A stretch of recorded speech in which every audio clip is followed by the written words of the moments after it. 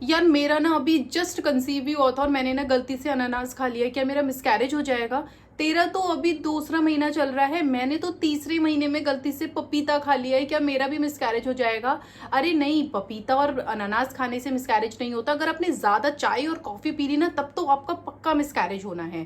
क्या आपने भी ये सारी चीजें अपनी प्रेगनेंसी में सुनी हैं, या फिर आप प्रेग्नेंट हैं और ये सब चीजें अपने आसपास आप सुनते हैं और फिर घबरा जाते हैं? अगर आप ये सब चीजें सुनते हैं तो मैं आपको क्लियरली बता दूं कि ये सिर्फ मिथ हैं। जी हाँ, मेरा नाम है रश्मि उपाध्याय और मेरे चैनल मदरहुड में आप सबका बहुत बहुत स्वागत है। आज इस वीडियो में हम ऐसे मिथ पर बात करेंगे जो लोग सच मानते हैं कि इन चीजों को खाने से मिसकैरेज हो जाएगा, अगर हमने ये चीजें कर ली तो उससे मिसकैरेज हो जाएगा, लेकिन वो कंप्लीटली मिथ है, झूठ है। पता नहीं क्यों लोग उन सब पर विश्वास करते हैं, लेकिन इन सब चीजों को करने से ना ही मिसकैरेज होता है और ना ही बेबी को कुछ हार्म होता है।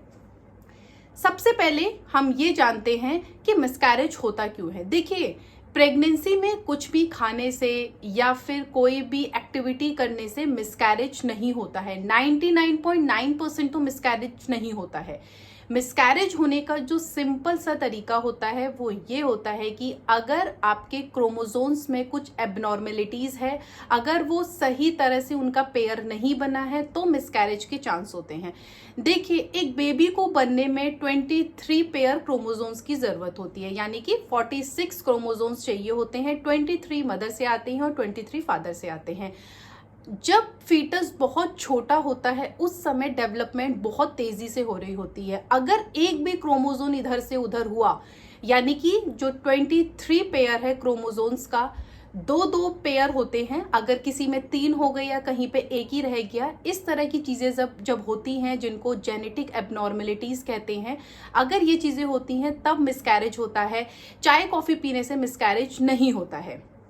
अब हम जानते हैं ऐसे मिथ्स जिन पर लोग बहुत ज्यादा यकीन करते हैं कि ये अगर मैंने प्रेगनेंसी में खा लिया तो मेरा मिसकैरेज हो जाएगा, लेकिन ऐसा नहीं होता है। नंबर 1 होता है अनानास। जी हाँ, लोग अनानास को लेकर इतने ज्यादा डरे हुए रहते हैं कि अगर कुछ फीमेल्स मौसमी का जूस भी पीने जाती हैं और वही जूस वाला अनानास का जूस भी बना रहा होता है, तो वो बोलते हैं भैया इसको ना धो के बनाना, कि अनानास का जो एक एंजाइम जो होता है जिससे मिसकैरेज माना जाता है वो उस पर ना चला जाए। देखिए, अनानास में जो एंजाइम होता है जिसको मिसकैरेज के लिए रिस्पॉन्सिबल माना जाता है, उसका नाम होता है ब्रोमेलैन। साइंस में कहीं भी ऐसा प्रूफ नहीं है कि अगर आपने ब्रोमेलैन का कंजप्शन कर लिया तो आपका मिसकैरेज हो जाएगा, तो ये कंप्लीटली मिथ है। दूसरा होता है पपीता। प्रेगनेंसी में कॉन्स्टिपेशन की प्रॉब्लम इतनी ज्यादा होती है और फीमेल्स पपीता खाने में डरती है, उनको लगता है कि मैंने अगर पपीता खा लिया तो उससे मिसकैरेज हो जाएगा। पपीते में एंजाइम होता है जिसे बोलते हैं पपेन, और ऐसा माना जाता है कि इसकी वजह से मिसकैरेज होता है, जबकि ये मिथ है। साइंस कहीं भी इस चीज को प्रूफ नहीं करती है। तीसरा बोलते हैं अगर आपने बहुत ज्यादा चाय और कॉफी पी ली तो भी आपका मिसकैरेज हो जाएगा। देखिए, ज्यादा चाय कॉफी पीने से मिसकैरेज तो नहीं होता है, लेकिन आपको कॉन्स्टिपेशन हो जाता है और आपको डिहाइड्रेशन हो जाता है। अगर आप लिमिटेड क्वांटिटी में चाय कॉफी पीती हैं थ्रू आउट द प्रेगनेंसी तो आपको कोई भी रिस्क नहीं होता है।